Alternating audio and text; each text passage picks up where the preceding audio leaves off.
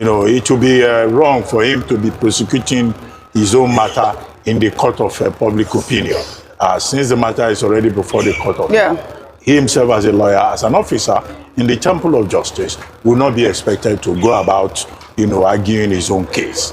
That's another way to look at it.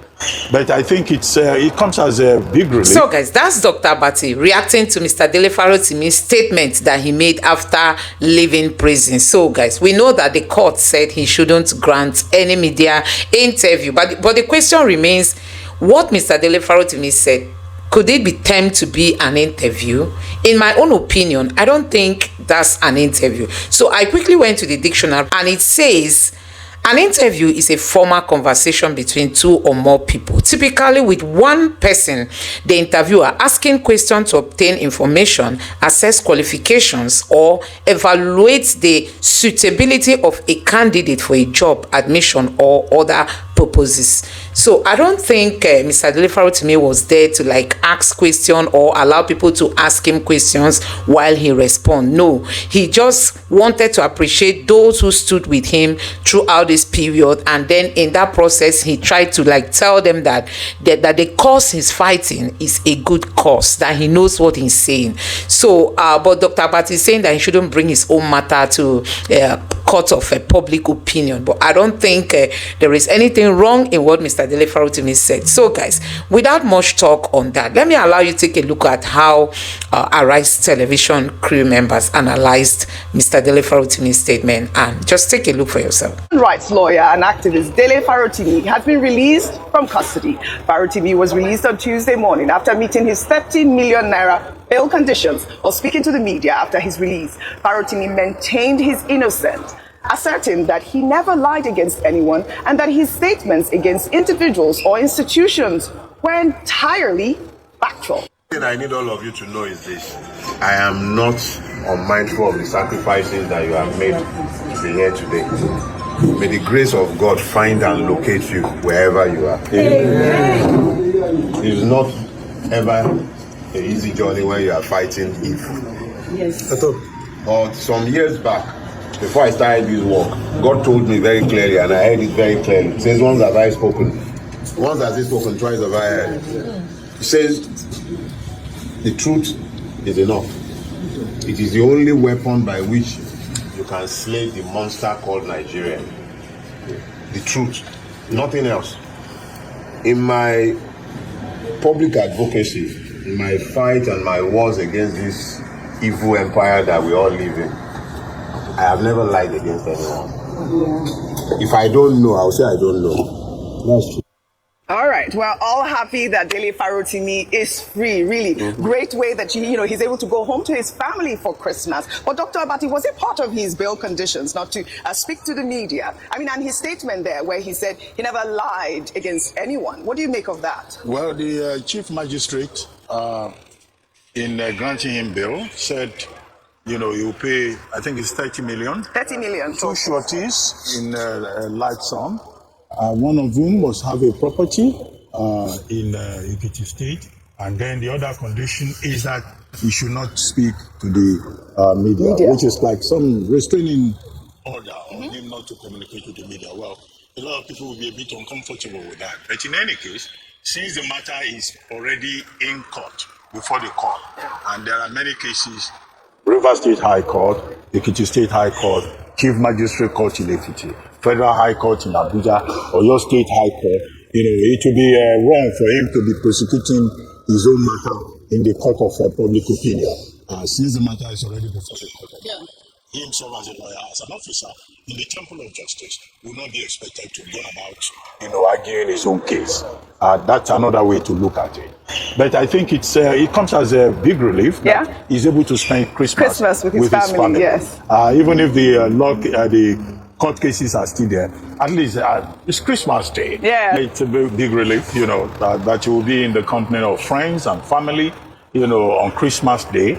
Even if the various court cases are still there, that's something that can be dealt with, in due course. Yes. But the other relief for him, and I think this will be very important to many of his supporters. I recall Mr. Shola Ibishiri, who was, part of the Peter Obi-led delegation that went to see Chief Afe Babalola, he was saying that he did not think that it was okay for, the chambers, Emmanuel Chambers, to write a petition to the Legal Practitioners Disciplinary Committee. The LPDC deals with issues of professional misconduct. And the request in that petition was that, Farotimi's name should be taken off the roll. In other words, he should be debarred, which will mean that he will not be able to practice law again, even if he himself says he's a retired lawyer. Lawyer, yes. But in any case, that committee now then rules that no, it lacks jurisdiction to look into the matter, because Farotimi's issue is about authorship, not about professional conduct as a legal practitioner. Yeah. And I think that distinction, that fine point, is something that a lot of people would support. But in any case, going ahead, he will still have to attend to those cases. Absolutely. Or if there is any possibility of out of courtroom mediation and settlement. Well, we are hoping that we're hoping that could also, come into play, because we know that, leaders of thought, people like Peter Obi, Obasanjo have gone to mediate on his behalf. Well, we'll see what happens, but also let the law take its course. It's great that he's home with his family celebrating Christmas. It was such an exciting news. Well, all right. Before we wrap up the show, let's take a moment to highlight some of the most impactful Nigerians of 2024 who made headlines with their incredible achievements and contributions. Well, in no particular order, we'll start with Africa's richest man, Aliko Dangote, who made headlines with the commissioning of his $20 billion Dangote refinery, a game changer for Nigeria's economy. The refinery is expected to boost local fuel production and create thousands of jobs. You are now going to have, good petrol, where the engines of your vehicles will last longer. You will not be having an engine issue, which a lot of us were having. It won't happen at all. The quality here will match that of quality of anywhere in the world. US, America. We will make sure that nobody will beat us in terms of quality. Absolute game changer of 2024. Congratulations to Africa's richest man, Aliko Dangote, of course, to Nigerians. It was a huge news. I mean, local fuel production. He's already exporting to African countries. And, we hope that, things will turn around, even with the new pricing of fuel. That was a real game-changing moment of 2024. Well, also, a handful of entertainers have also made stunning impacts this year. Let's start with Grammy Award-winning musician Burna Boy, who opened up his football academy. Let's take a look. Football academy in Nigeria was a huge deal because, obviously he's a true pioneer and he's expanding his influence beyond music into global sports. It's great to see him. Fantastic. Well, another superstar, we have Afrobeat superstar Davido, who continued his tradition of giving back by donating a whopping 300 million naira to orphanages across Nigeria. Davido's slogan, we rise by lifting others. I love that he's been doing this for years now, especially during his birthdays. But donating to charity is beautiful to see. Well, another Afrobeat star and one of Nigeria's biggest music artists, Rema, gave back to his roots by donating 100 million naira for community development in Benin, Edo State. A generous act from another global superstar. Well done, I love it. Isn't it so amazing? I mean, we've seen Rema, we've seen Burna Boy, we've seen Davido. We're going to, we're hoping that we see more philanthropic efforts from these our entertainers. They've been doing absolutely stunning. Yes. Well, more on philanthropic efforts. The United Bank for Africa, chaired by renowned banker Tony Elumelu, donated a stunning 500 million naira to the Lagos State Security Trust Fund, an initiative to enhance security and the protection of lives of every Lagosian. Dr. Abati, this is your constituent, because you remember we always talked about this Lagos Trust Fund. A lot of philanthropists have been donating to it, including Femi Otedola, and now we see the UBA through Aliko Dangote. I mean, this is a real way to celebrate. And only recently they unveiled about 260 vehicles to the police unit, just a few days, and we celebrated that. Kudos to all our philanthropists. Well, another stunning feat. Nigerian chess champion and child education advocate Tunde Onokoya made history by securing a Guinness World Record for the longest marathon chess game, showcasing Nigeria's creative brilliance on a global stage.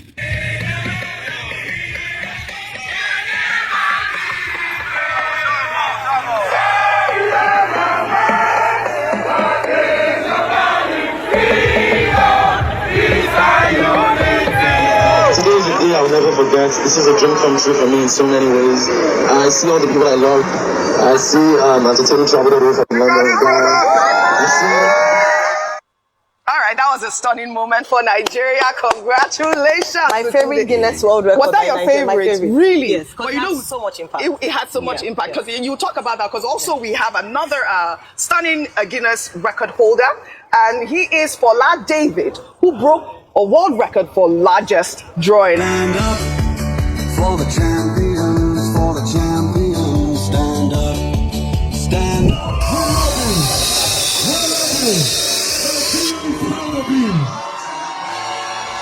Ayo, tell us why Tunde was stunning for you, really quickly. Tunde was hopeful, Yes. and the cause for which he does his Chess in Slums project for me is just fantastic. He gave a lot of hope to young people, especially people from indigent homes, and the impact it's had on the numerous boys and girls who've come under his Chess in Slums project. I loved it. He was fantastic in New York Times Square, and he put the Nigerian flag on the global map. Loved it. Absolutely. Stunning, both of them. I Yeah, mean, they yeah, also Fola joined Hilda Bashi. Yes, for yes. winning Cooking. the cooking. Hi, So on the Pioneer. cookathon, and then we had it inspired a lot of tons. What would I say? Oh, gosh. I thought I was going to win track for Trekathon when the fuel price present increased. No, the longest that was what presentation. Rufai wanted to do. Talked He about wanted to do the Trekathon. Well, all right. Congratulations to our Guinness World Record holders. Well, under sports, Nigerian footballer Ademola Lookman shone bright this year, earning the prestigious title of Player of the Year. His stellar performances and dedication have made him a source of pride for the nation.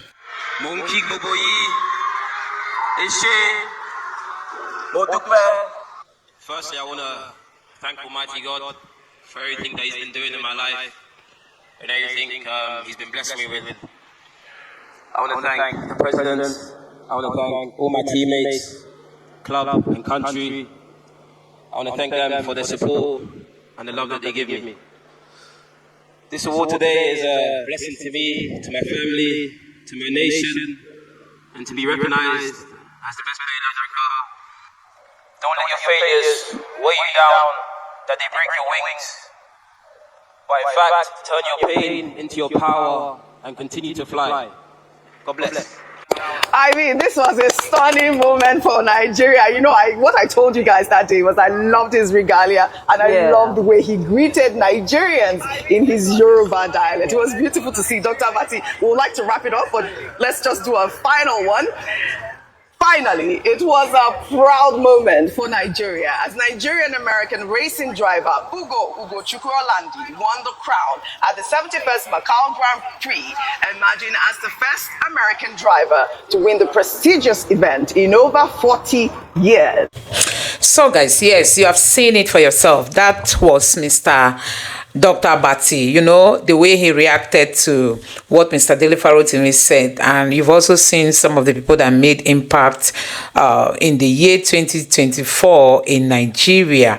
We are really so grateful to God that Mr. Dele Farotimi was allowed to go home to stay with his family, because it would have been even more devastating, you know, for his family if they had to celebrate this period in his absence and all that. You know, being a man who has children, has a wife, and has, you know, family relatives and all that. So, but we are so happy that he was finally released. So we know that Mr. Dele Farotimi was just trying to, like, a kind of ginger the spirit of those who were there for him, telling them that, see, what I'm saying, I know what I'm saying, and you can't intimidate me. I think that's just Mr. Dele Farotimi. If you have known him, he's a fearless man. He's a man who says it the way. In short, without this saga going on, if you've been listening to him, if you've been watching his videos, you've been on Twitter, TikTok, on Twitter, YouTube, where he posts most of his videos, you would have known the kind of person Mr. Dele Farotimi is. He does not make noise voice. Even on interviews, he's very selective, you know, in the words that he uses. He's very, he minds his word. He's not somebody that you ask a question, he will just open his mouth and things will be falling out. No, he's very choosy when it comes to speaking about people. You know, he's very careful. He cannot tell you that, oh, I saw this person doing this, when he cannot prove it. And that was exactly what he was trying to reiterate, that he knows what he's saying, that he's not the type that comes to say what he doesn't know. So guys, this alone for me was a faith booster. You know, when Mr. Dele Farotimi made that statement, for me, my mind got so strong. I was more bold to talk about this topic and all that, because I said, this man that keeps insisting that I know what I'm saying, it means that he must know what he's saying. So, and for people who are trying to silence him, I don't even think that's the right way to go. Like, one man was saying that Chief Afe Baba would have just called Dele Farotimi as a younger brother and sit him down and say, see, this route you are going, you shouldn't go this route. As in, things would have been settled more amicably. But for me, I know that Mr. Dele Farotimi is somebody who cannot condone anything that is wrong. I mean, he cannot take corruption. He cannot swallow it. It's like a bitter tablet. So he cannot. And this is one of the reasons why he said, okay, even if I don't come out on an interview to say it or go to a media house to say it, I want to pen it down so that generations upon generations will still come and read it. And this one is even more destructive, because with what he has written, forever that book is going to be there. And this time around, many Nigerians have bought this book. They've got to read, they've read it. Even till now, people come to my channel to comment asking, where am I going to buy this book? Where some people still want to read it. So you can imagine all this. And that's why we say, please, for God's sake, let's build integrity. Let's teach our children integrity. Let's stay away from shortcuts of, you know, shortcuts in terms of making money and all that. Yes, he's going to be brought before the court to prove his case. And once he proves his case, guess what? It's going to be very destructive to some people.